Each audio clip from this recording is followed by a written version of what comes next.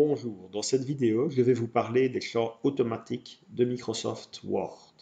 Ces champs permettent une saisie automatisée des informations. L'information va être récupérée en fonction du contexte, de la situation dans le document ou de certaines propriétés qui auraient été définies au niveau du document.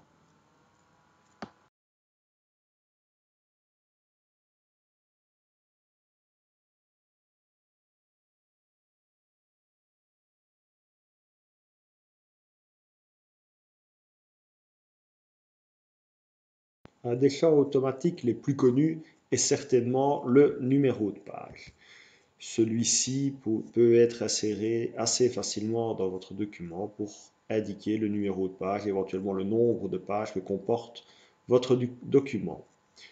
L'autre type de champ automatique dont nous allons parler sont les quick parts. En réalité, le numéro de page est lui-même un quick part. Un quick part est un champ auto-complété selon la situation dans le document ou une série d'informations qui ont été définies au niveau du document. Où va-t-on pouvoir retrouver les champs automatiques dits quick part? Pour cela, il faut aller dans l'onglet Insertion et nous voyons ici l'entrée quick part. Sous cette entrée, nous pouvons voir apparaître des insertions automatiques qui font ici reprendre le nom de l'auteur et ses initiales. Des propriétés du document, nous allons voir par la suite où nous pouvons retrouver ces propriétés de document. Et finalement, la zone champ qui, elle, fait à proprement parler référence aux différents types de quick part. Nous retrouvons dans ces champs par ailleurs les différentes propriétés du document.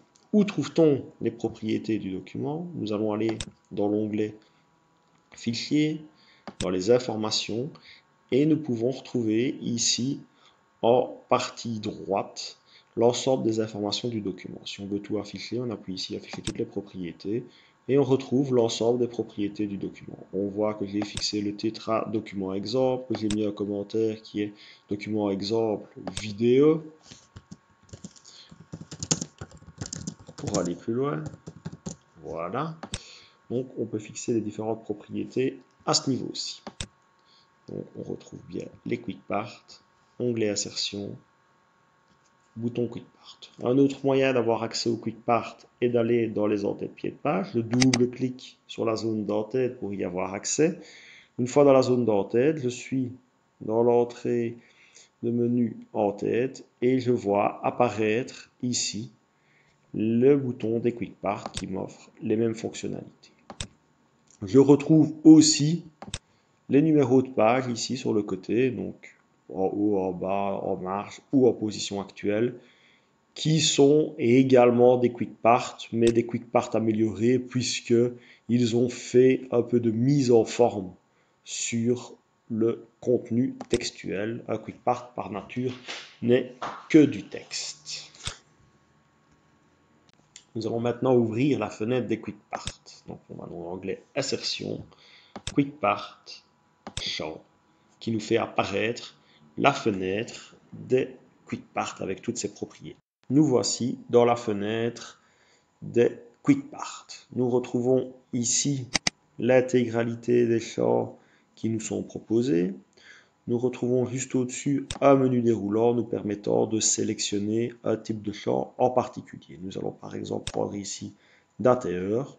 On retrouve toute une série de propriétés liées à la date et à l'heure du document, comme sa date de création ou tout en dessous sa dernière date de sauvegarde. Quand je sélectionne une entrée, j'ai une petite description qui m'explique de quoi il retourne et je peux choisir ici un format de date dans le cas présent. Je pourrais par exemple prendre ce format de date-ci, ensuite valider par la touche OK. Je vais donc insérer la date de création de mon document en prenant ce format. Je clique sur le bouton OK. Il vient d'insérer dans mon document une date automatique qui correspond à la date de création du document. On peut constater que quand je vais sur le champ en question, il apparaît totalement en surbrillance. Pourquoi? Parce que ça constitue un champ global et non pas une série de textes séparés. Je vais retourner dans mes quick part, champ, Et je vais prendre par exemple un autre type de champ qui serait des champs de résumé. Est-ce qu'il y a quelque chose ici? Oui. Dans le champ de résumé, je vais par exemple récupérer le titre de document que j'ai fixé pour rappel dans les informations de mon document. Je clique sur OK.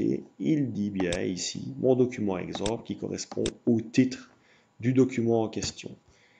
Si j'y retourne une nouvelle fois, je retourne dans les champs, je ne vais plus aller dans les résumés, mais dans tout ce qui est option de numérotation. Je prends par exemple page, il me précise bien que c'est le numéro de la page active.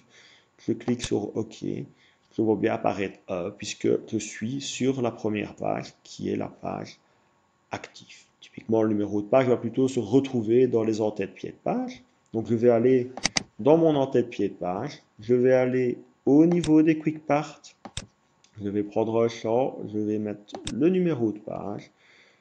On voit que je peux choisir aussi un format de numéro. Je dis OK. Il a inséré dans mon en-tête le numéro de page. Si j'insère une nouvelle page dans mon document, on peut constater que ce champ évolue bien en fonction de la situation dans le document. Et ici, il affiche la valeur 2. Cette opération est strictement similaire au fait de passer par les en-tête-pieds de page, aller dans numéro de page et d'insérer un numéro de page qui pourrait ici avoir un format. On voit ici, on a 2 fois le numéro de page qui apparaît. Il s'agit 2 fois de champs de type Quick Part automatique. C'est simplement 2 moyens distincts de pouvoir les insérer. Voilà.